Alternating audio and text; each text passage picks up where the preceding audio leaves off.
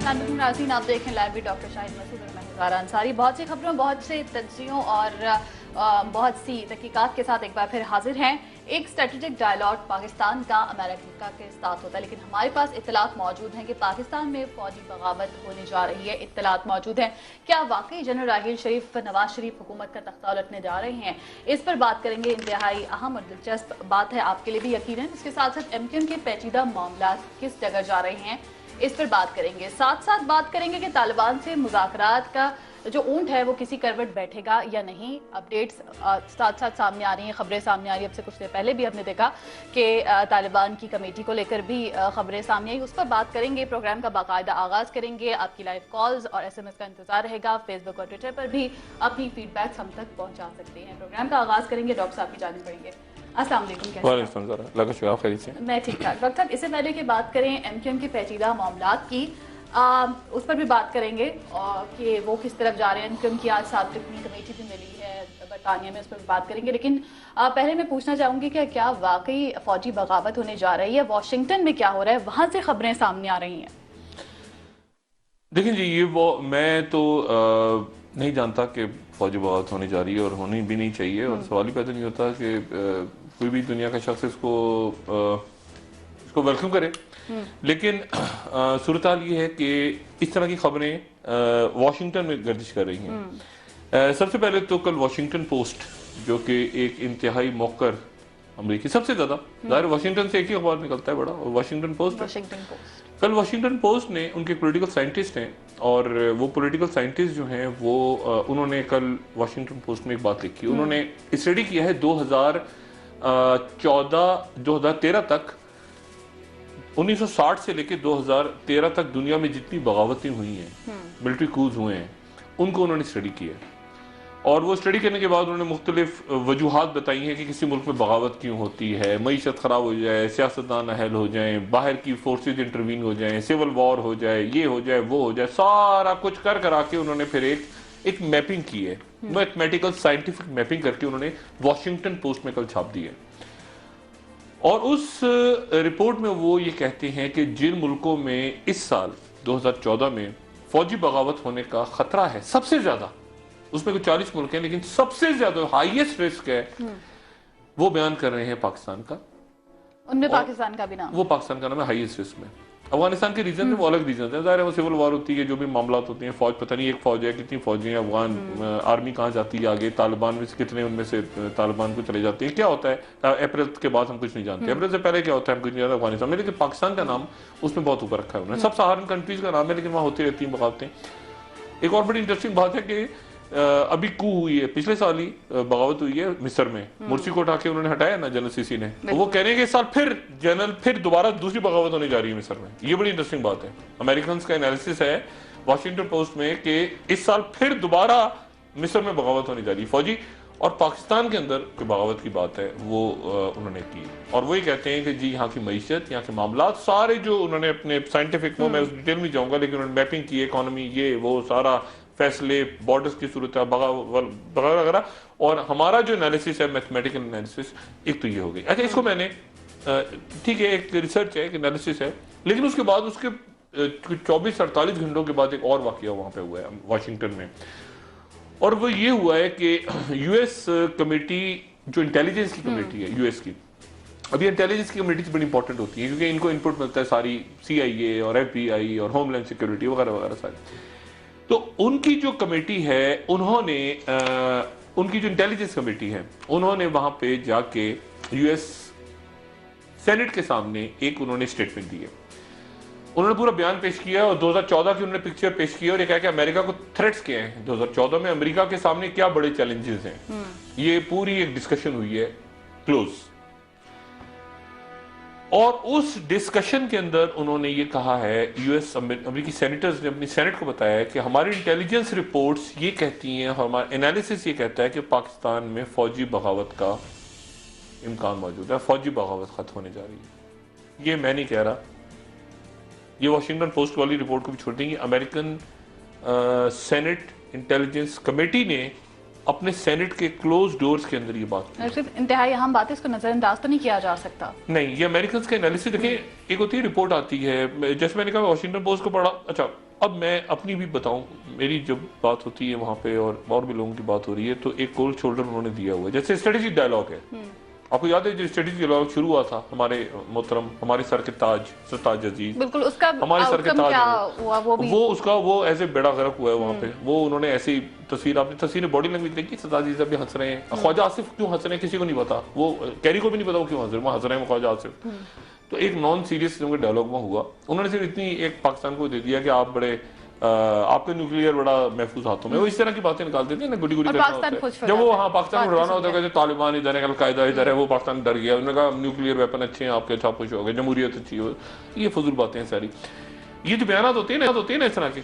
Usama bin Laden, ये जो वाकया हुआ ना 2 मई का, 1 मई का हुआ एक्चुअली, मैं उसको यहाँ पे 2 मई कहते हैं ना, 2 मई असल में वहां 1 मई थी, अमेरिका में उसको 1 मई कहा जाता है। एबटाबाद के वाकये को 1 मई कहते हैं, वो हम लोग 2 मई कहते हैं, टाइम का डिफरेंस है। तो वो जो 2 मई 1 मई का वाकया है, उसके अंदर जो है वो, आप अजीब बात ये देखें कि उससे एक हफ्ता पहले टाइम मैगजीन, एक हफ्ता पहले का जो टाइम मैगजीन है, उसमें दुनिया की चंद अहम तरीन शख्सियात में और इंपॉर्टेंट तरीन शख्सियात में जनरल पाशा का नाम है, DGISI का, और उसके एक हफ्ते के बाद रेड होगी। तो ये बयान छोड़ें। मेरे लिए जो तशवीशनाक बात है वो ये है कि US सेनेटर्स की इंटेलिजेंस कमेटी कह रही है बात, फॉरेन रिलेशंस भी नहीं, इंटेलिजेंस कमेटी बात कह रही है, अपने सेनेटर्स को बयान कर रही है कि पाकिस्तान में जो सबसे बड़ी थ्रेट है उसके बाद क्लोज करके एक सवाल जवाब का सेशन हुआ है। उसकी भी कोई इतला है। अब मैं वो यहाँ इसलिए नहीं कहना चाहता कि वो कहेंगे पैनिक फैल रहा है, सब कुछ फैल रहा है, लेकिन ये खबरें चूंकि अखबार में आने वाली हैं, ये आ गई हैं, खुदा जाने सुबह छपेगी, मेरे पास अभी है इतला। अमेरिकन सेनेटर्स ने अपनी कमेटी में पाकिस्तान की फौजी बगावत को डिस्कस किया है, और उसमें उन्होंने कहा है कि मियां नवाज शरीफ साहब जो हैं, उनकी पॉलिसीज, माशी हालात वगैरह वगैरह जो भी पैरामीटर्स है, ये काम है जलीलाबाद जिलानी साहब का, जो कि वहाँ सफीर हैं, जिनका कोई ताल्लुक नहीं है नवाज शरीफ साहब से, जो कि एस्टेब्लिशमेंट के आदमी है। मियां नवाज शरीफ को क्या पता वहाँ कौन है। वाजिद शमसुल हसन साहब भी पीपल्स पार्टी के बैठे हैं, पता नहीं किसके बैठे हैं। तो मियां साहब चूंकि बाहर उनका कोई है ही नहीं सिलसिला, जो इसाकडार साहब आते हैं वो बस इसाकडार भी हैं, और खुदा जाने सरताज अजीज भी हैं, ख्वाजा आसिफ भी हैं। तो एक अजीब व गरीब सी सूरत हाल है। तो उस सूरत हाल में वहां पे वाशिंगटन में ये डिस्कस हुआ है, उनकी सेनेट की इंटेलिजेंस कमेटी ने ब्रीफ किया अपने हाउस को कि पाकिस्तान में फौजी बगावत होने जा रही है। लेकिन जब ऑपरेशन की बात हुई थी डॉक्टर साहब, तब तो मियां साहब ने आकर कहा था ये कि फौज और हुकूमत एक पेज पर है, जब ऑपरेशन की बात हो रही थी तालिबान को लेकर। लेकिन इसको भी कोट किया गया है उस रिपोर्ट में, ये भी कहा गया कि पब्लिकली तो मियां साहब ने ये कहा है, लेकिन फिर खदशात वार्निंग भी दे दी गई रिपोर्ट में। देखिए, होता ये है ना कि ये हमेशा इस तरह होता है, एक पेज पे है, कौन एक पेज पे है, कौन कहाँ पे एक पेज पे है, ये तो सियासी बयान है ना। ये तो ऐसे ही है कि पाकिस्तान और अमेरिका, वो पाकिस्तान और चीन वो अजल से अबद तक इत्तेहादी रहेंगे, वो जैसे निकाह पे नहीं होता हम साथ साथ रहेंगे अगले जन्म में, ये फजूल सी बातें बिल्कुल। एक पेज कौन सा खास पेज है। आप मियां नवाज शरीफ साहब, पाकिस्तान में सबसे ज्यादा वेल इन्फॉर्म्ड आदमी कौन होता है मुझे बताएं, सबसे ज्यादा इतलात किसके पास होती है? DGISI के पास। मुशर्रफ साहब के वक्त में DGISI थे general Ziauddin Bhatt, most inform आदमी। उसको मियां नवाज शरीफ ने आर्मी चीफ बनाया कि ये DGISI, इसके पास सबके पास सारी खबर होगी। वो DGISI साहब को जब पहना रहे थे, तारे लगा रहे थे यहाँ पे उनके, तो बगावत हो गई। यानी DGISI को भी नहीं पता, DGISI को उसके करने से बंदूकें। यानी यहाँ क्या होता है सिस्टम, मोहतरमा लेकर आ गए जनरल कल्लू, और उनको कल्लू से पूछा उन्होंने बुला के, अपने शम्स कल्लू साहब से, हमीदुल साहब पूछा कि सब खैर है, उनका सब खैर है, बगावत हो गई, गवर्नमेंट टूट गई। ये इस तरह नहीं होता, अल्लाह ना करे पाकिस्तान में ऐसा हो। लेकिन जने शरीफ साहब भी कम आते हैं टीवी पे, वो अभी तक आए भी नहीं है शायद, उनकी तस्वीरें मैंने एक आध देखी हैं वो इधर उधर। बिल्कुल वो एक तो ISPR जनरल बाजवा साहब से मैं एक आध दिन मिलने वाला हूँ, ये पता नहीं जनरल बाजवा साहब भी हमारे ISPR के माशाल्लाह को अजीब हो गए, उनकी तस्वीर शायद अफरीदी के साथ आ जाती है, अगले दिन दौरा करते हुए थोड़ा ISPR को भी मेरे ख्याल से एक आध दिन में मिलकर उनको भी तरफ समझाएंगे कि जरा थोड़ा सा वो सही करें मामला। लेकिन ये है कि ISPR भी कुछ फॉरेन ऑफिस बनता जा रहा है, रवायती किस्म के बयान दे रहा है, जरा दम पकड़े और थोड़ा सा जरा चीजों को टेक करके। जैसे पिछले दिनों ये हुआ, उनको जाके मारकुट लगी ना, ये जो गुंडा नासिर थे, ये जो आप चेक पोस्ट पर लगे, ISPR बिल्कुल ISPR का कोई रोल नहीं था, ये उल्टी सीधी खबरें निकलना शुरू हो गई। उसके बाद जाके मीडिया ने जरा थोड़ा, मीडिया में तो बैठा है ना एक फितना, तो ये मार दिया वो मार दिया, बेगुनाह मर गए, फलां मर गए, फलां मर गए, कुछ नहीं हुआ था। वहां जाके क्रिमिनल्स को मारा था और बड़े अच्छे टारगेट अचीव किए थे। ये जो भी टारगेट ऑपरेशन हुआ था ये खजूरी चेक पोस्ट पे, तो ISPR थोड़ा सा दम पकड़े जरा, और ठीक है एक्सटेंशन वगैरह मिल जाएगी बाजवा साहब को, ऐसा कोई मसला नहीं है, लेकिन काम अपना ठीक करें मेरे ख्याल से। डॉक्टर साहब, दूसरी डेवलपमेंट पर चलते हैं। तालिबान टॉक्स को लेकर, कमेटी को लेकर बात की है, कहाँ पर खड़ी है? मौलाना अब्दुल अजीज साहब के हवाले से ये बयान सामने आ रहे थे कि उनसे कांटेक्ट किया जा रहा है ताउन के लिए मेजर आमिर साहब की जानिब से। उस बारे में मैं आपसे जानना चाहूँगी कि मेजर आमिर मीडिया पे नहीं आ रहे हैं, इज्तनाब कर रहे हैं, लेकिन आपकी उनसे इस हवाले से कोई बात हुई हो, आपको कुछ मालूम हो, इन दोनों का ताल्लुक के हवाले से भी जानना चाहूँगी। मेरी अभी बात हुई मेजर आमिर साहब से। अच्छा। मेजर आमिर साहब से मेरी अभी 15 मिनट पहले बात हुई। ये तालिबान कमेटी को, इस पूरी कमेटी में असल आदमी मेजर आमिर है, ये आप ज़हन में रखें। इसमें असल आदमी ना इरफान सिद्दीकी है ना रहीमुल्ला, इसमें असल आदमी मेजर आमिर है, ठीक है। जो अपने जो उनका हल्का अहबाब है, जो उनके राब्ते हैं, जो उन पर ट्रस्ट है लोगों को। रसूल शाह मोहम्मद साहब के बारे में कल मैंने बताया था कि वो ऐसे ही एक हैं। रहीमुल्ला यूसुफ बड़े क्रेडिकल आदमी है, सॉफ्ट आदमी है, वो ज़्यादा उलझते नहीं है इन मामला में, शरीफुल नफ्स आदमी है। मेजर आमिर साहब अच्छे ज़रा अग्रेसिव, पुराना ISI का बैकग्राउंड और अच्छे बड़े नफीस आदमी है।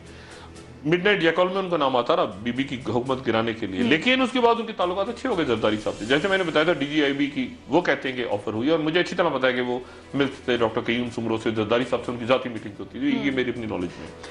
मेजर आमिर साहब जो हैं वो असल रोल प्ले कर रहे हैं। दो शख्सियात अब्दुल अजीज नाम के जब नाम आए ना, तो आप भी और नाज़रीन से गुजारिश है कि जरा कंफ्यूज ना हो। एक है मौलाना अब्दुल अजीज।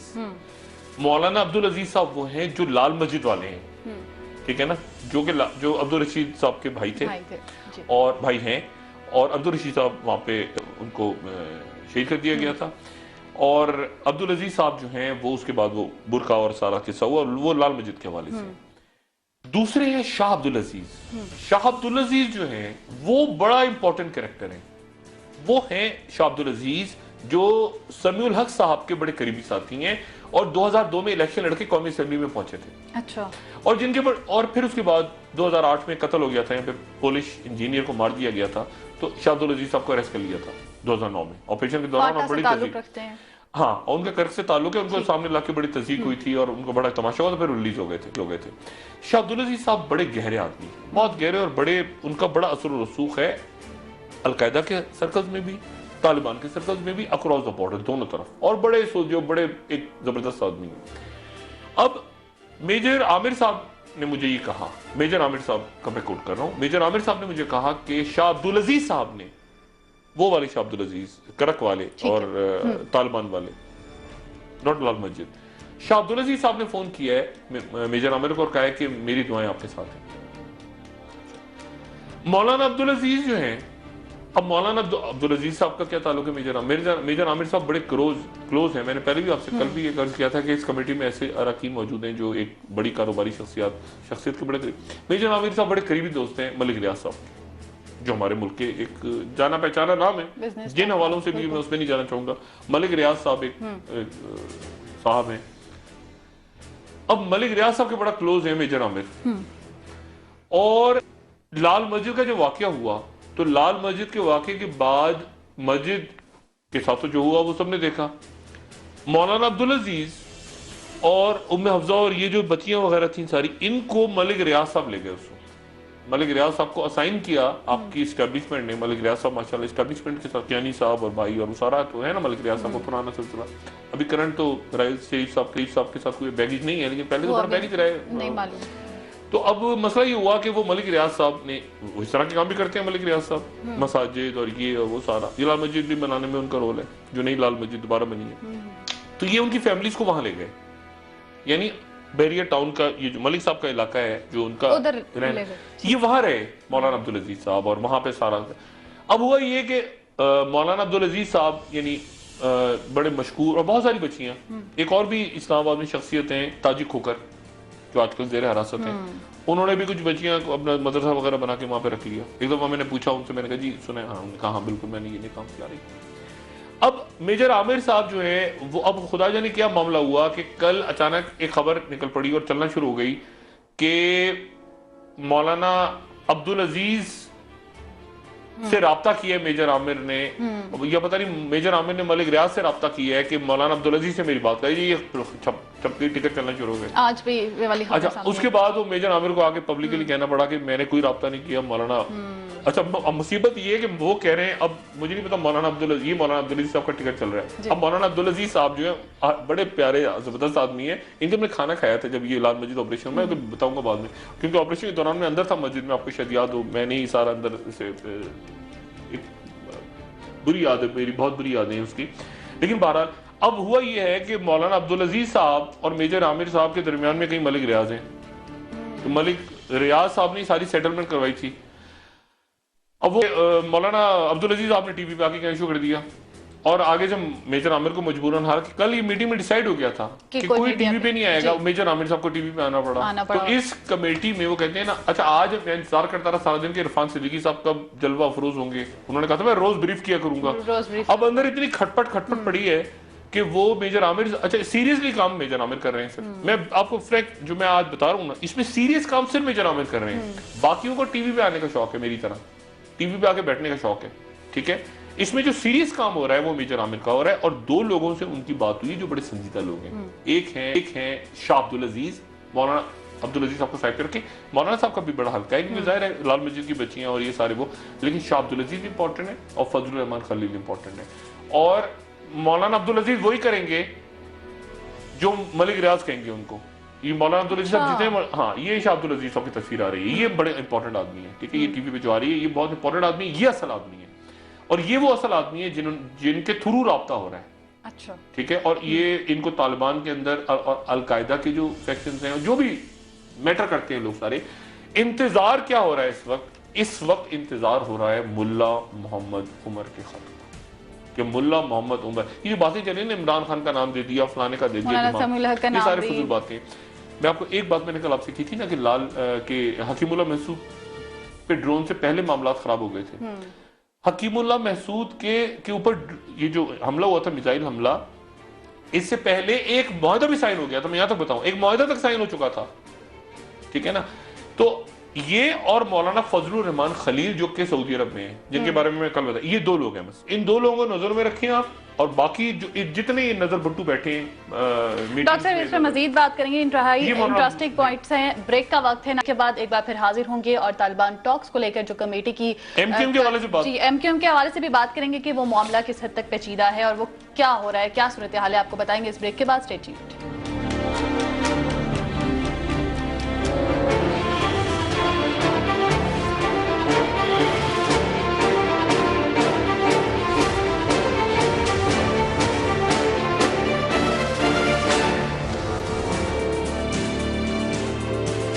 ब्रेक के बाद आपको एक बार फिर खुशामदीद कहेंगे। मुत्तहिदा कौमी मूवमेंट के मामला क्या हैं और ये पेचीदा क्यों होते जा रहे हैं, अब इस पर बात करेंगे। डॉक्टर साहब, 7 रुकनी वक्त भी मिला डेप्टी बरतानवी हाई कमिश्नर से और यादाश्त भी जमा करवा दी बीबीसी की डॉक्यूमेंट्री के अगेंस्ट, लेकिन मुत्तहिदा के मामला क्या हैं और किस तरफ जा रहे हैं, पेचीदा क्यों होते जा रहे हैं? एहतजाज भी रोक दिया उनकी जानिब से, अल्ताफ हुसैन ने खिताब भी करना था, क्या सूरत हाल है? देखिए, दो बातें। पहली बात तो ये कि इस बात में कोई शक नहीं कि एमक्यूएम मुल्क की एक बड़ी सियासी जमात है, उनके वोटर्स हैं, अल्ताफ हुसैन साहब एक मकबूल लीडर हैं, उनके चाहने वाले हैं, ये अपनी जगह बात दुरुस्त है। एमक्यूएम के लिए लंदन में मसाइल बढ़ रहे हैं, ये बात एक अलग बात है, और ये कोई तज्जिया नहीं है, ये कोई मतलब ये इंफॉर्मेशन है जो आ रही है, सामने आ रही है। मसला सारा ये है कि कल मैंने बताया था शर्लॉक होम्स और जेम्स बॉन्ड का झगड़ा है। एक शर्लॉक होम्स है मेट पुलिस और जेम्स बॉन्ड है आपके MI6, ठीक है ना। अब MI6 में जेम्स बॉन्ड में आते हैं आपके बाहर की एम्बेसी। जेम्स बॉन्ड हांगकांग में फंस गया, वो कहाँ जाता है? अपनी एम्बेसी में घुसता है। MI6 एम्बेसीज होती है MI6 में, ठीक है ना, पुलिस नहीं बैठी होती। आप कभी बाहर जाए ना किसी एम्बेसी में, पाकिस्तानी एम्बेसी में, आपको पाकिस्तानी पुलिस नजर नहीं आएगी, आपको ISI IB के लोग अंडरकवर नजर आएंगे। तो जेम्स बॉन्ड बाहर फंसता है ना कहीं, तो अपनी एम्बेसी में जाता है। अच्छा, अब मसला ये है कि बाहर के हाई कमिश्नर जी वो बेचारे, वो उनका काम होता है एप्लीकेशन वो ले रहे हैं। असल मसला है लंदन का और लंदन मेट्रोपॉलिटन पुलिस का। अच्छा, ये जो जितनी इंफॉर्मेशन हुई है, जो BBC ने डॉक्यूमेंट्री बनाई है, वो BBC को दी गई है स्कॉटलैंड यार्ड की तरफ से, यानी पुलिस की तरफ से, और उनको दी है पाकिस्तान के सियासतदारों ने। मैं आपको मुस्तकिल कह रहा हूँ, कह रहे हैं ना सामने लाया जाए। ये प्रोग्राम मैं पाकिस्तान से कर रहा हूँ, ये प्रोग्राम मैं कोई अर्जेंटाइन में बैठ के नहीं कर रहा, वो यहीं पर मौजूद हैं। मेरे एमक्यूएम के भाइयों को अच्छी तरह पता है, पता होना चाहिए, वो यहीं मौजूद हैं बंदे। वो कहते हैं ना, वो कहाँ ढूंढ रहे हैं, वो इधर ही मौजूद हैं। खालिद शमीम भी इधर ही हैं, वो कामरान भी इधर ही और काशिफ भी इधर ही हैं और काफी दिनों से हैं और रिकॉर्ड हो चुका है बयान, रिकॉर्डेड बयान आगे उनका हसास अदारे ले चुके हैं, हसास अदारों ने आगे दे भी दिया है बयान। और आप ये देखें, मेरी सिर्फ गुजारिश सुने, इफ्तिखार हुसैन साहब जो कि अल्ताफ हुसैन साहब के भतीजे कहा गया, अभी वसीम अख्तर साहब ने कहा कि उनके दूर के रिश्तेदार हैं जो भी हैं, जिनको वो कह रहे हैं कि उनका दिमागी तवाज़ुन दुरुस्त नहीं है, चले जो भी दुरुस्त नहीं है, लेकिन वो मीटिंग्स में तो बैठते रहे ना साथ, एमक्यूएम की लंदन की मीटिंग्स में। इफ्तिखार हुसैन साहब को कहाँ से अरेस्ट हुआ किया गया था? बाबर गौरी साहब कहाँ से? वो कनाडा से आ रहे थे लंदन, पाकिस्तान से जाते हुए तो नहीं पकड़ा ना।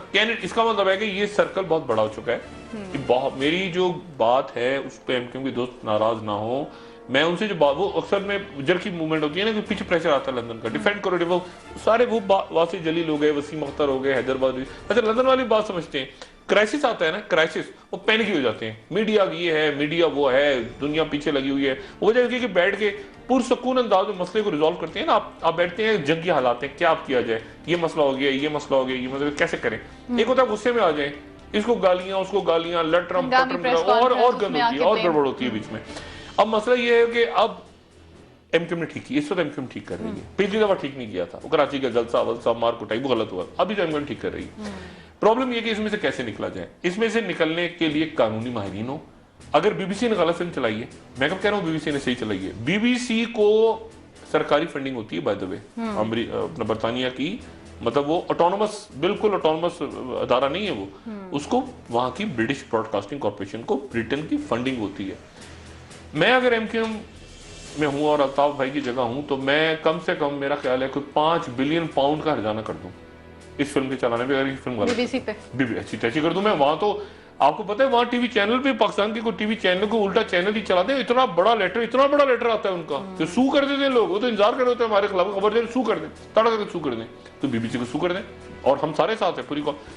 मतलब कोई गड़बड़ है, उस गड़बड़ को अब वो फरूक नसीम बेचारे को ऐसे आ गए, वो फरूक नसीम शरीफ आदमी, यहाँ से सेनेटर, उनको सेनेट बन गया, सेनेटर बनने की नहीं है ना, ऐसे तो नहीं कि गुडी वो बेचारे इधर गया उधर जा, उनको भी पता फंसे हुए मैं, उन्होंने बरतानवी लोग बीबीसी को भी जवाब दे रहे हैं, वो बेचारे। वो मामला ये है कि MI6 और उनका झगड़ा है और मामला बिगड़ रहे हैं, और मामला उस वक्त से, मैं बार बार ये बात कह रहा हूं कि ये बंदे पकड़े कब गए, ये बंदे चौधरी निसार के वक्त नहीं पकड़े गए, ये बंदे रहमान मलिक साहब के वक्त पकड़े, जिनका ऐसे जप्पी मारते हैं ना अल्ताफ भाई, ऐसे करके जप्पी, जो उनसे मुलाकात करने लंदन जप्पी मारते हैं, ये उनके वक्त में पकड़े गए।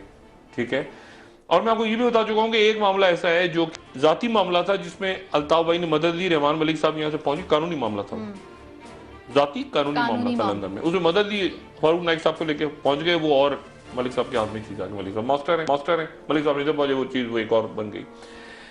इसके अलावा कारोबारी मामला भी हैं, इसके अलावा बिजनेस डॉक्यूमेंट्स भी हैं, इसके अलावा और भी बहुत, इतना बड़ा जत्थे के जत्थे जमा है जो कि अजाब बना हुआ है। ये हमारे बहुत से एमक्यूएम के दोस्त नहीं बात पर कर पा रहे हैं, उनके भी जैसे ऐसे मोटे मोटे जत्थे बने हुए हैं, जैसे गत्थे होते हैं ना, जमीनें फलाना लटरम पटरम ये वो, पैसा वैसा। अब मसला ये कि आप जब असाइलम लेते हैं ना बाहर जाके, उस वक्त आपको जी आए नू आपको बुलाते हैं, बाहर के मुल्क, बाहर की एस्टेब्लिशमेंट, आइए तशरीफ लाइए, सबके वारी, ये पकड़ी पासपोर्ट पकड़ी, आपको नजर में रखते हैं, आपके वीक पॉइंट्स इकट्ठे करते रहते हैं, आप जो मर्जी करें जाके, गया जी वो आप कहते हैं कितना प्यारा मुल्क है यार, नोट जहां उनको वक्त आता है ना, वो एकदम से वो झाड़ते हैं नीचे, जब दराज खोलते हैं फाइल निकाल के ये रख लेते हैं, इसने ये किया था, इसने ये किया, ऐसे नहीं, आप कहते हैं ये क्या बात हो गई। तो वो सारा का सारे पलंदे उनके पास हैं, इसलिए आप इसको कानूनी तौर पे देखें, नंबर 1। नंबर 2 बात बड़ी इंपॉर्टेंट है कि वो जो एमक्यूएम भी कह रही है बात कि आखिर इतने सालों से क्यों नहीं, अब क्यों हुआ, यही मेरा सवाल है कि ये एमक्यूएम को पता होना चाहिए, और उनको पता है कि इस वक्त क्यों हो रहा है, पहले क्यों नहीं हुआ, इस वक्त क्यों प्रॉब्लम आ रही है लंदन में, पहले क्यों नहीं आई। और मैं फिर अपनी बात दोहराना, मैं बार बार कह चुका हूं, अल्ताफ भाई को चाहिए कि अपनी मौजूदगी में, ये मेरा मशवरा है, मैं बार बार, मैं समा पे भी कह चुका हूं, 6 महीने पहले भी कहा था, अब दोबारा कह रहा हूं कि वो किसी एक को अपनी प्रेजेंस में, अल्ताफ भाई की सेहत ठीक नहीं है जेन्युइनली, और एस्टेब्लिशमेंट्स में, इंटरनेशनल एस्टेब्लिशमेंट्स में इस बात पे कंसर्न है। अब जो मर्जी गाली दें, मुल्क, रियासतें एस्टेब्लिशमेंट्स की चला रही होती हैं, सारे मुल्क चला रही होती हैं, ठीक है ना, बरतानिया को भी उनकी कोई अपना गॉर्डन ब्राउन नहीं चला रहा, वो तो कह रहे हैं जान को खतरा है, वो तो कहेंगे पॉलिटिकल बयान, जान को तो मेरी भी, सबकी जान को खतरा है ना, मेरी भी जान को खतरा है, ये मुशर्रफ साहब नहीं कह, मुझे दिल का दौरा पड़ सकता है, मुझे भी पड़ सकता है दौरा, भाई सबकी जान को खतरा है, मैं भी बैठे बैठे कुर्सी गिर जाए, मैं मर जाऊं, तो जान को सबके खतरा है। मसला ये है कि वो चाहे, उनको ये चाहिए कि वो जो मैसेज उन तक पहुंच रहा है, ये बाद में वसूख से बताओ कि अल्ताफ भाई को एक मैसेज पहुंचाया जा रहा है कि ऐसा करें। वो नहीं करते, वो सेकंड एपिसोड आ जाती है, उस नहीं करते, फिर थर्ड आ जाती है, वो मामला बढ़ता जा रहा है, बढ़ता जा रहा है, बढ़ता जा रहा है। इमरान फारूक के चक्कर में कोई गड़बड़ घोटाला था तो ये छापा पड़वा दिया उन्होंने, ठीक है ना, मनी लॉन्ड्रिंग शुरू करवा दी कि बिल्कुल ही फंसा दें, इधर नहीं तो इधर, इधर नहीं तो इधर, इधर वो गुत्तियां बढ़ती चली जाएंगी। उसको वहां से पकड़ लिया, एयरपोर्ट पकड़ लिया, उसने करवा दिया, उसकी टेप आ गई, उसके नाम आ गए, ये चीजें बढ़ती चली जाएंगी, आने वाली दिनों में और बढ़ेंगी, ठीक है।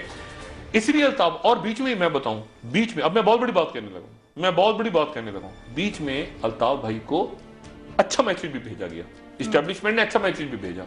अब आपको ये अच्छा मैसेज कैसे भेजा? बिल्कुल ऐसे भेजा कि एक सीट,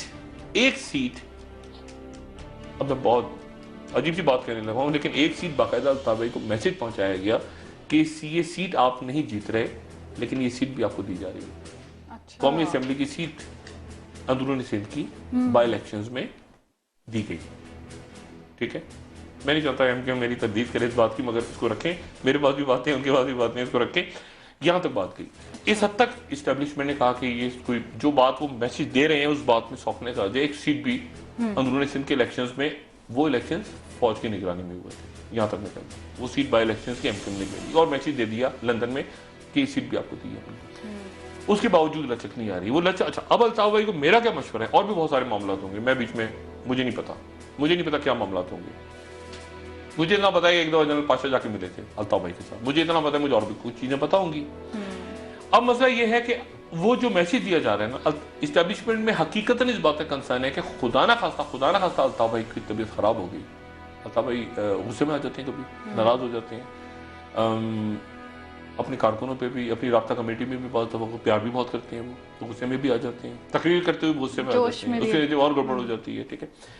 तो एक मैसेज जा रहा है आगे कि खुदा ना खास्ता, जैसे मैंने कहा था ना, बीबी की तो निकल के आ गई ना पटारे में से एक वसीयत, वो पता नहीं क्या थी, बहरहाल अब छोड़ दें, लंबी कहानी है, वो वसीयत निकल के आ गई, उसको इस्टेब्लिशमेंट ने सपोर्ट किया और वो चल पड़ी। इस्टेब्लिशमेंट उसको ना करती, वो ऐसे चीटों मोड़ जाती। अल्ताफ भाई को कहा जा रहा है कि आप एक नंबर 2 अनाउंस कर दें, ये क्या, क्योंकि डर ये लग रहा है कि खुदा ना खास्ता अल्ताफ भाई की तबीयत खराब हो गई है, कोई बात ऐसी ज्यादा खराब हुई तबीयत, तो ऐसा ना हो कि अंदर स्प्लिंटर ग्रुप्स बन जाए, क्योंकि स्प्लिंटर ग्रुप्स बड़ी पार्टियों की तरह एमक्यूएम में भी मौजूद हैं और अजीबोगरीब, वो किसी को नहीं मानते, ये इसको नहीं मानता, वो उसको नहीं मानता, और सेक्टेरियन तौर पे भी मसला है। ये जो पहले दोनों मसला हुआ था ना कराची में, झगड़ा हुआ था अंदर हमाद सदीकी साहब वाला, इसमें भी एक सेक्टेरियन एंगल था, मैं डिस्कस नहीं करूंगा। तो सेक्टेरियन ग्रुप्स ना बन जाए। कराची में मौलाना औरंगजेब फारूकी साहब, देखे ना, मौलाना औरंगजेब फारूकी साहब एक कुवत पकड़ रहे हैं कराची के अंदर, कराची में और लोग मौजूद हैं इस वक्त जो कि मजहबी जमातें हैं। कराची में एक ऐसी जगह है जो कि तहरीक इंसाफ ने ले ली है, एक बैठे हुए एएनपी वाले जो इंतजार कर रहे हैं कि उनको इशारा हो, उनको इशारा होगा 2 मिनट में शुरू हो जाएंगे एएनपी वाले भी, वो भी ऐसी गुडी गुडी सारा लिबरल मोहब्बत महाजिर पठानी ऐसे ही है सारी। आपको याद नहीं ज़ुल्फ़िकार मिर्ज़ा के वक्त क्या हुआ, सुबह उधर कट्टी बाड़ी की गोलियां, इधर 20 गिरे, उधर 50 गिरे, एक कराची में टर्मोइल आ जाएगा, और इस वक्त कोई टर्मोइल नहीं चाहता। इंटरनेशनल एस्टेब्लिशमेंट क्यों नहीं चाहती? क्योंकि एग्जिट कराची से हो रहा है, एग्जिट कराची पोर्ट कासिम से तो नहीं हो रहा ना, कोई आपके गवादर से तो नहीं हो रहा, वो सारे यहीं से निकलते हैं। हिसाब किताब कौन बनाता है? महाजिर। लेकिन ट्रक कौन चलाता है? पठान। इंटरनेशनल एस्टेब्लिशमेंट की भी जान निकलती है कि यार पठान महाजिर झगड़ा ना हो जाए कहीं, ठीक है ना। तो उन्होंने दोनों को ठंडा किया हुआ है, वरना तो खून के प्यासे एक दूसरे के। असफंदियार वली साहब ट्रक तो वो पठान चलाएगा ना, वहां से कंटेनर चलेगा, और हिसाब किताब कौन बनेगा कराची में? एक सैकी होती है ना, वो एमक्यूएम से ताल्लुक रखने वाले वो लोग, ये ऑफिशियल काम, ये सारा उतर रहे हैं नंबर, और ट्रक रात भर चला के वो चमन क्रॉस करेगा या कोई खबर। तो मसला ये है कि वो मैसेज जा रहा है, ठीक है, कि आप इसको इस तरह से कंटेन करें, और इसीलिए फारूक सत्तार साहब और गवर्नर साहब आ गए हुए, और इस मसले को इस्टेब्लिशमेंट पूरी इन्वॉल्व है। जहाँ पे गवर्नर से कोई ज्यादा इस्टेब्लिशमेंट की बात आगे पहुंचाने की कोशिश करते हैं, तो वहाँ एक लंदन में अल्ताफ भाई को कह दिया जाता है ये तो फौज का आदमी है, वो पता चला गवर्नर साहब को ही फड़का देते हैं, हटा दो हटा दो हटा दो, और गवर्नर रिजाइन करके गायब हो गए बेचारे।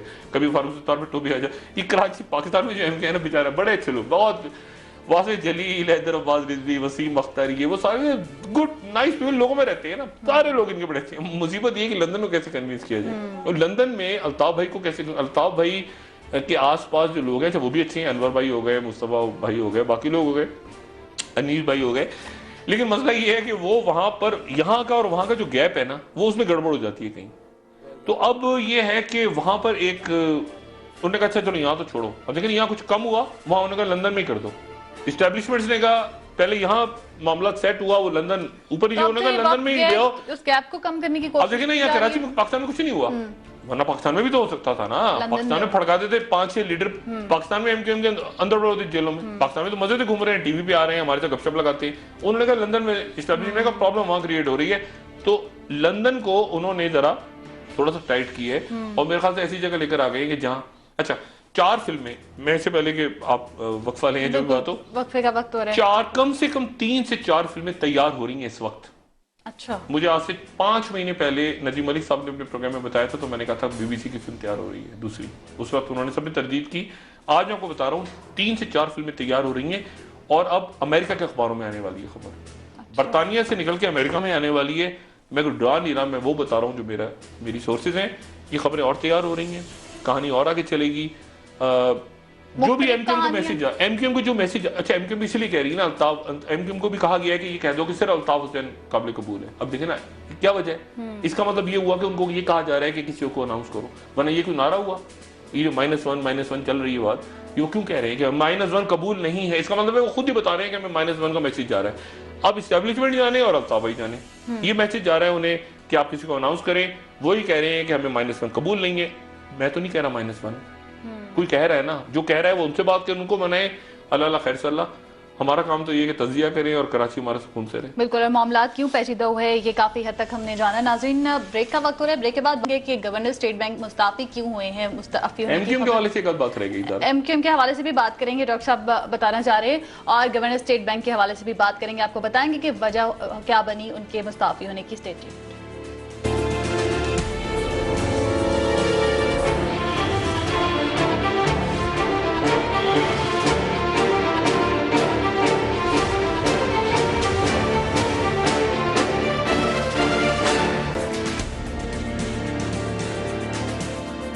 नाज़रीन, ब्रेक के बाद आपको एक बार फिर खुशामदीद कहेंगे। बात करेंगे नई हुकूमती तकर्रियाँ तनाज़ात का जो रिवाज है वो कायम करती जा रही हैं, क्या वजूहत हैं। इससे पहले चेयरमैन नादरा का मामला हमारे सामने आया, चेयरमैन पैमरा, चेयरमैन पीसीबी और गवर्नर स्टेट बैंक के मुस्ताफी होने की भी बात सामने आई, क्या वजूहत है, इस पर बात करेंगे। डॉक्टर साहब, इससे पहले कि मैं इस टॉपिक पर जाऊँ, ब्रेक से पहले आपने कहा कि एमक्यूएम से मुतालिक एक और बात आप बताएंगे। देखिए, एमक्यूएम ने अच्छा किया कि एक तो आज अपनी उन्होंने एहतजाज पोस्ट और कर ले गए वो, क्योंकि मैसेज गालिबन यही कराची को बंद नहीं होना चाहिए।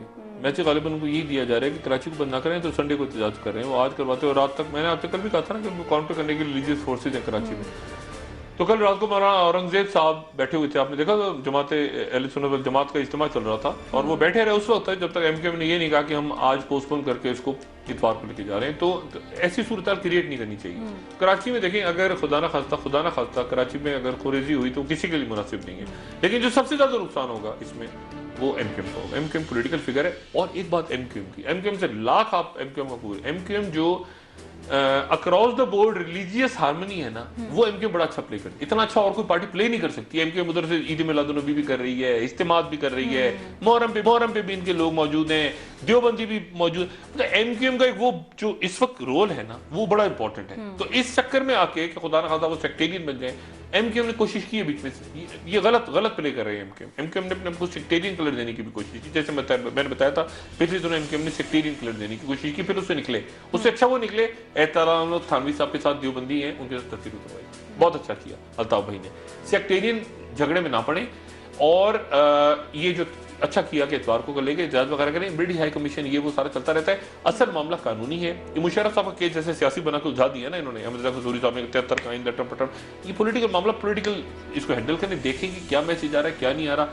कोई नहीं चाहता कि खुदा ना खास्ता जो है वो कोई खुरेजी हो कराची में, कोई टेक ओवर कर ले एमक्यूएम को, कोई निकल के आ जाए, कोई हकीकी वगैरह। लेकिन जैसे जैसे इस मामला ये तूल पकड़ेगा, फिल्में और आएंगी बाहर की मीडिया में, पाकिस्तान की मीडिया को छोड़ देना, यहाँ तो केबल ही चल जाए बड़ी बात है, लेकिन मतलब बाहर फिल्में आएंगी और अमेरिका की मीडिया में आने वाली है। जो मैं बार बार बात कर रहा हूँ, अमेरिकन मीडिया में आएगी बात खराब होगी, लेकिन अमेरिकन की मीडिया में आएगी क्योंकि वो ऐसे चलते हैं, पहले वो ब्रिटिश पिक करता है वहां से वो फिर बात खराब हो जाती है। तो उससे पहले और मैं डिप्टी हाई कमिश्नर भी नहीं है, अब डिप्टी हाई कमिश्नर से वो जो भी करें, असल मामला लंदन में सुलझा दें। जो मैसेज आपको एस्टेब्लिशमेंट दे रही है वो मैंने भी दे दी आपको। ठीक है, वो सब आपको भी पता है, आप खुद भी कह रहे हैं ना कि नहीं अल्ताफ भाई के बगैर कबूल नहीं होगा, नहीं कबूल होगा, हम भी चाहते हैं नहीं कबूल होगा, उनको तय करें और क्या मामला है उनको वो जाने, आप जाने, कहानी बसी है। ठीक है डॉक्टर साहब, अगले टॉपिक की तरफ चलते हैं। हुकूमती तकर्रुरियां तनाज़ात का जो रिवाज है वो अभी भी है। गवर्नर स्टेट बैंक मुस्ताफ़ी हो गए, इसहाक डार साहब के साथ इख्तिलाफात, उनका मौक़िफ़ सामने आया था कि उन हुकूमती पॉलिसियां उनको तस्लीम नहीं थी। देखिए ये जो बात आपने शुरू में प्रोग्राम की थी ना कि वाशिंगटन में इस वक्त कंसर्न ये है, वो जो बात कर रहे हैं वो कह रहे हैं कि इनसे हुकूमत नहीं चल रही, बात वो कह रहे हैं इनसे चल नहीं रही, ठीक है ना। आपकी स्टैब्लिशमेंट और मियां साहब एक ही पेज पे हैं नहीं है, मैं छोड़ दें कौन सा पेज है कौन सी किताब है, ये ऐसे ही होता है सारा, ठीक है। मुल्क इंपॉर्टेंट है, कोई इंपॉर्टेंट नहीं है, कोई शख्सियत कोई भी इंपॉर्टेंट नहीं है, मुल्क पाकिस्तान की रियासत इंपॉर्टेंट है, ठीक है ना। और कोई भी शख्स डिस्पेंसिबल, वो कहते हैं हम मेरे बगैर नहीं चलेगा, ऐसे जो लोग कहते हैं मेरे बगैर दुनिया नहीं चलेगी, उनकी कब्रें आज बनी हुई, कब्रिस्तान में जाएंगे लाइन से कब्रें नजर आएंगी। आप रियासत इंपॉर्टेंट, मुल्क इंपॉर्टेंट होते हैं। बहुत सारी की मुल्क चलाना है आपने, मुल्क की माशी सूरत अभी आप सितंबर में उनसे भीख लेकर आएंगे, 6 अरब प्लस IMF पे लेकर आए आप, और उसके बाद दिसंबर में लिया और आपने जो वादे किए थे आपने बेड़ा गर्क रहे हो, ऐसे नीचे चलेगी। अभी यासीन अनवर साहब का है, इसहाक डार साहब को तो नहीं अच्छे लगते, वो खुदा जाने क्यों नहीं अच्छे लगते, मेरे बड़े अच्छे, बहुत अच्छे इसहाक डार, बड़े सॉफ्ट आदमी, अच्छे आदमी है, लेकिन बहरहाल इसहाक डार साहब जो वजीर बनते हैं तो वजीर हो जाते हैं हमेशा, हर वजीर होता है, वजीर नहीं होता तो कुछ और होता है, फिर वो अवाम में हो जाता है। इसहाक डार साहब का मसला यासीन अनवर साहब का खराब हुआ। इसहाक डार साहब ने कहा कि इस आदमी ने किया करप्शन, और यासीन अनवर साहब का पॉइंट ऑफ व्यू ये है कि मेरे ऊपर प्रेशर ये डाला जा रहा था, प्रेशर डाला जा रहा था कि 100 अरब रुपया में छाप के ये जो फलाना बैंकों से, निजी बैंकों से उठाऊं और गवर्नमेंट की स्कीमों में लगा दूं, ये जो स्कीमें चल रही हैं सारी कर्जा वर्जा, ये वो यूथ लोन, ये लैपटॉप शैपटॉप, इसमें डाल दूं। मैंने इनकार कर दिया तो इस्तीफा हो गया। ये 4 आपके स्टेट बैंक के गवर्नर्स हैं, 4, ये चौथे गवर्नर हैं जो मुद्दत पूरी होने से पहले रिजाइन कर गए। वो हफीज कारदार चले गए, वो उससे पहले वो डॉक्टर शमशाद अख्तर चले गए, मतलब ये सारे जो हैं ये एक एक करके चलते चले जा रहे हैं। और इनके कोई बेटे का एक्सीडेंट हो गया था, ये सिंगापुर चले गए थे, वहां से वापस आए, बता एक और डिप्टी गवर्नर लगा दिया, वही जैसे तारिक मलिक के साथ हुआ था, इन अ बैड टेस्ट। ये जो चीजें होती हैं ना, ये बाहर मॉनिटर होती है, लेकिन आप जो ये IMF आप भीख मांग रहे हैं ना जाके, यहाँ तो वैसे तुरम खान चल रहे हैं, चाय लाओ मेरे लिए, पानी लाओ मेरे लिए, गाड़ी खड़ी करो, वहां जाते ऐसे खड़े हो, ऐसे करके यूं खड़े हैं, जॉन कैरी ऐसे, जॉन कैरी। अभी IMF के वहां गए तो दुबई में मुज़ाकरात हो रहे हैं, ऐसे दे दो भाई मुज़ाकरात, अब आपके वो शुरू, यानी चक्कर शुरू हो गया ना सारा, उधर प्राइवेटाइजेशन, उधर फलाना, उधर इस पूरी चीज को मॉनिटर, ये कहती है, ये कहलाते पॉलिटिकल इकोनॉमी। मैंने एक दिन पूछा, मैं यहाँ बात नहीं करना चाहता, ब्रीफिंग हो रही थी जनरल कैनी की, मैंने जनरल कैनी से सिर्फ एक सवाल पूछा, मैंने कहा जनरल साहब मुझे ये बताइए, अगर आज आपका इंडिया से आप खुल जाए आपका ईस्टर्न बॉर्डर, खुदा ना खास्ता, वेस्टर्न बॉर्डर वैसे ही आपका हॉट है ना वेस्टर्न बॉर्डर, ईस्टर्न को भी मैं हॉट ही समझता हूँ, वहां से छेड़खानी होती रहती है इंडियंस की तरफ से। मैंने एक सवाल हो जाए, क्या चीजें होती हैं आपकी क्या चीज इंपॉर्टेंट, असला तो इंपॉर्टेंट नहीं होता, असला तो होता है, असला फौज तो इराक में भी थी, क्या इंपॉर्टेंट, मोरल इंपॉर्टेंट होता है, फौज क्या मोरल है, कौन क्या मोरल है, इकोनॉमी कैसी है, बिजली किस तरह चलेगी, ब्लैकआउट, मोरल। अब आपने सभी को ठुस कर दिया, एक निकम्मा आता है, उसके सुपर निकम्मा आके बैठ जाता है, सुपर निकम्मा जाता है, उसके टेट्रा निकम्मा बैठ जाता है आके, यानी चोरों का टोला बिठाया हुआ आपने सारा। ये किस तरह क्या होगा? जनरल कैनी साहब ने उसी तरह हाथ पे आता तो बाहर जाके सिगरेट विगरेट पी करने का डॉक, ये तरह बात तुमने मुझसे की, वो मैं नहीं कहना चाह रहा, लेकिन मसला ये सारा कि मुल्क ने भी तो चलना है ना।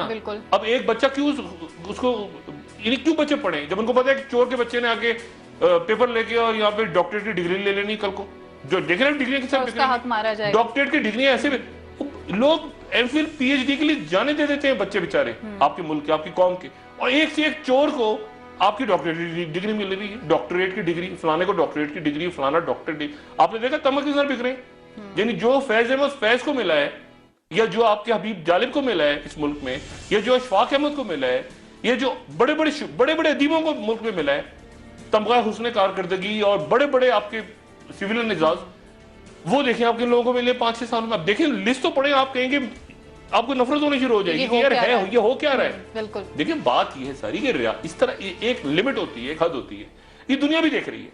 अब छोड़ दें, अब क्या हुआ है, बगावत हुई ना, मुर्सी को फेंक दिया उठा के उन्होंने, मुर्सी इलेक्टेड आदमी था, मुर्सी को फेंका उठा के, $10 बिलियन दे दिए उनको अरब मुल्कों ने, मुर्सी को तो नहीं दिए, फौजी को के बाद दिए।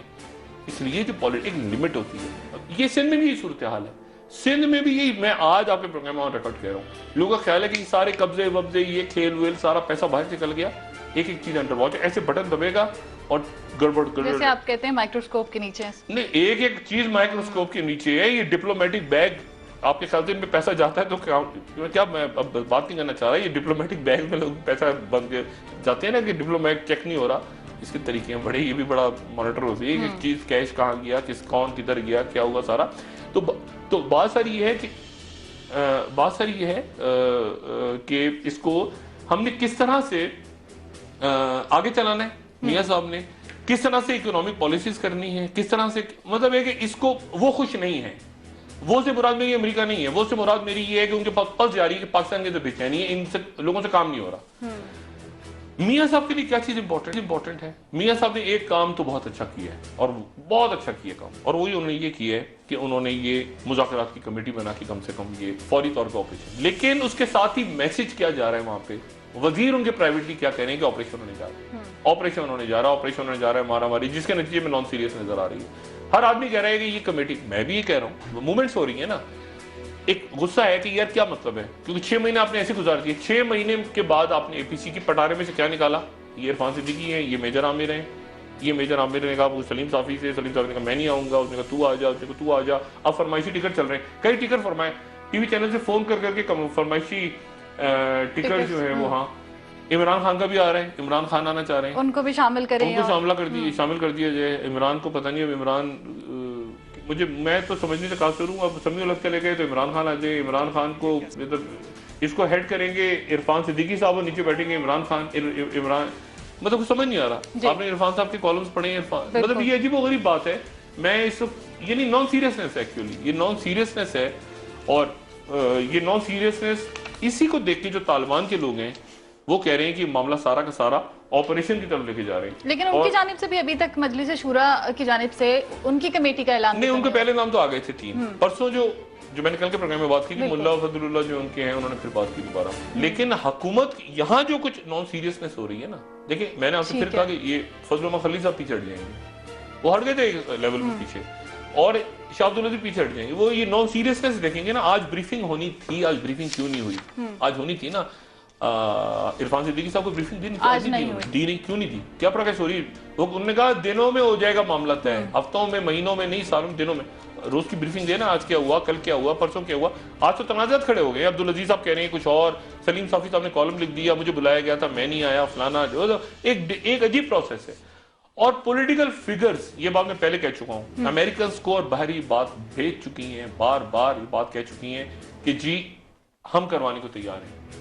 मैं आपको मिसाल, एक बड़े पॉलिटिकल लीडर का नाम ही नहीं था तालिबान की तरफ, उनका नाम डाला गया, नाराज ना हो जाए मौलाना फजलुर रहमान साहब, उन्होंने कहा मेरा नाम भी डाल दें, तालिबान की तरफ से नाम आ गया, हालांकि नाम ही नहीं था। डॉक्टर साहब, सोशल मीडिया पे भी ये तालिबान की जानिब से जो कमेटी में नामों का मुतालबा किया गया, वो नाम सामने आ रहे हैं। इमरान खान साहब का नाम तालिबान की तरफ से डालने के लिए कहा जा रहा है, मौलाना समीउल हक साहब का नाम आ रहा है, मुफ्ती किफायतुल्लाह साहब का नाम आ रहा है, प्रोफेसर इब्राहिम का नाम सामने आ रहा है तालिबान की जानिब से, और मौलाना अब्दुल अजीज साहब का नाम भी सामने आ रहा है। तो ये क्या है तालिबान की जानिब से उनकी कमेटी? उनके तो दिल चाहेगा ना शाहिदुल्लाह शाहिद साहब नाम दे दें 15, देखें ना, मतलब है कि आपने कुछ चीज कर, मैं कह रहा हूँ नॉन सीरियसनेस है दोनों तरफ से, इस तरफ से चूंकि है तो उस तरफ से भी है।